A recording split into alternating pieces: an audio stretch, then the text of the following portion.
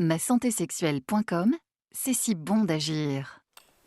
Tiens Valérie, selon vous, quel est l'intérêt ou les raisons de consulter un sexologue?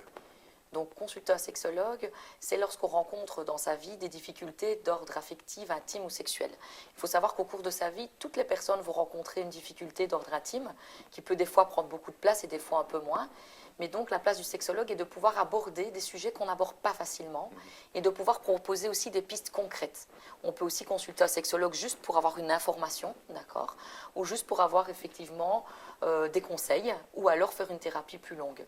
Donc les raisons de consultation chez l'homme les plus fréquentes sont l'éjaculation prématurée et le trouble érectile.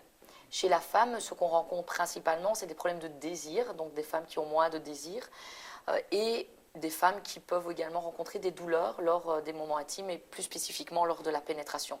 Maintenant, il y a plein d'autres causes, mais ici, je vous ai cité les plus générales.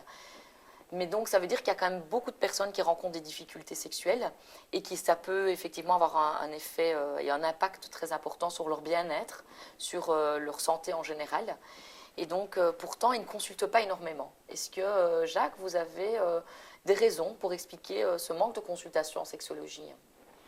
Ces raisons sont davantage un avis que des raisons objectives, mais je pense qu'il y a vraiment de très nombreux tabous, des raisons finalement socioculturelles qui viennent inhiber la motivation à consulter, dans la mesure où vous évoquiez les troubles érectiles, beaucoup d'hommes vont associer ça à leur masculinité, on dit souvent virilité. Une femme va peut-être associer son manque de désir avec une croyance de manque de séduction, donc qu'elle ne se sent plus désirable. Et donc tous ces aspects sont évidemment tout à fait connectés et interdépendants. Et vous parliez de santé en général. Oui, c'est vrai qu'on peut probablement considérer également que les difficultés sexuelles, sans même nécessairement parler de troubles, que les difficultés sexuelles sont directement associées à d'autres difficultés, soit en termes de conséquences, soit en termes de causes. Mais je pense qu'on peut considérer qu'il est relativement peu probable d'avoir une vie épanouie si la sexualité ne l'est pas, et il est peu probable d'avoir une sexualité totalement épanouie si la vie en général ne l'est pas. Donc tout ça était très interdépendant, et voilà, je suppose que c'est pour ça que beaucoup de personnes hésitent à consulter, parce qu'elles se remettent en cause, tout simplement. D'accord. Donc pour pouvoir en fait consulter des sexologues en Belgique, il y a un site internet où les personnes en fait peuvent être sûres aussi de la formation du sexologue et donc c'est important parce que c'est vrai qu'ici en Belgique le titre de sexologue n'est pas protégé, donc tout le monde pourrait mettre une plaque sur sa maison et dire qu'il est sexologue.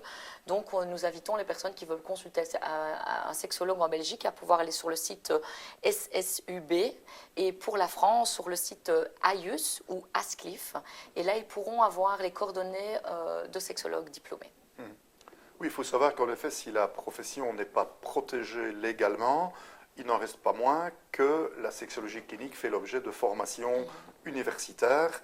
Et donc, il n'est pas obligatoire de disposer d'un titre universitaire pour se dire sexologue, mais il est par contre très, très facile pour le client de vérifier si le sexologue qu'il consulte est réellement formé.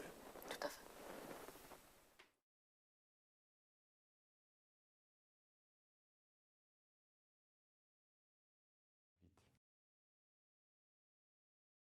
masantésexuelle.com, c'est si bon d'agir.